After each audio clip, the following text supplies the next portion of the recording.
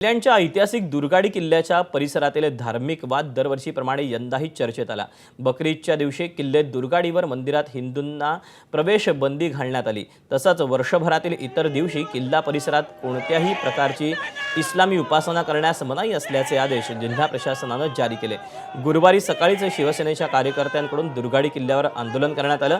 यावेळी शिवसेनेचे कार्यकर्ते आक्रमक झाल्याचं पाहायला मिळालं। तसंच दुर्गाडी किल्ल्यावर शिवसेनेच्या कार्यकर्त्यांनी आरती सुद्धा केली। यावेळी तणावाचं वातावरण पाहायला मिळालं। बकरी ईदच्या पार्श्वभूमीवर दुर्गाडी किल्ल्यावर कडेकोट बंदोबस्त तैनात करण्यात आलेला आहे।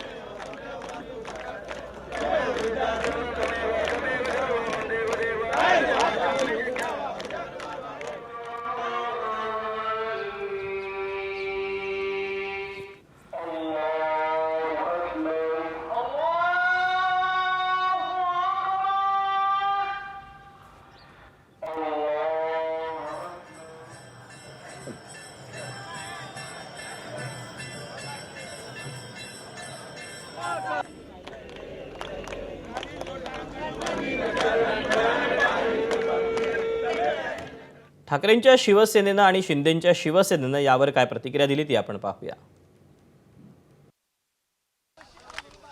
दुर्गाडी किल्ल्यावर आज जाण्यास बंदी केल्यामुळे शिवसेनेकडून आंदोलन केले जाते। बकरी ईद आहे आज आणि इथे आपण पाहताय शिवसेनेचे सगळे पदाधिकारी रस्त्यावर ठाण बांधून बसलेले आहेत। आपल्याबरोबर इथे आपल्याबरोबर या ठिकाणी आपण पाहताय गोपाल लांडगे सर, बाळासाहेबांनी आनंद दिघेंनी सुरू केलेलं आंदोलन तुम्ही पुढे नेताय। दरवर्षीची परंपरा आहे, आंदोलनाची परंपरा आहे, काय सांगाल या वर्षीच्या आंदोलनाबद्दल?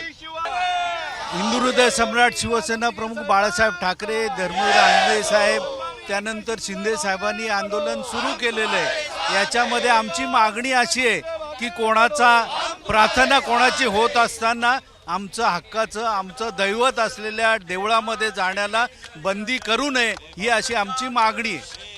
भाजप देखील यावर्षी आंदोलनात सहभागी होते, काय वाटतं याच्याबद्दल? इतकी तुम्ही 50 वर्ष आंदोलन करताय, तुमची परंपरा माहिती आहे, भाजप आंदोलन करते नाही, ही चांगली गोष्ट की त्यांना आता लवकरच उपरती आलेली आहे।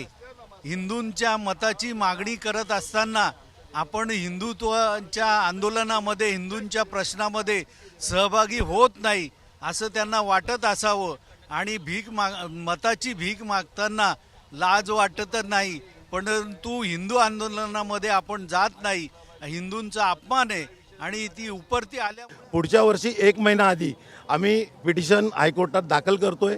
त्या दृष्टीने आमचे पेपर सगळे गोळा करण्याचे काम झालेलं आहे आणि पुढच्या वर्षी आम्ही याचा सोक्षमोक्ष हायकोर्टात लावू आणि 100% आम्हाला न्याय मिळेल।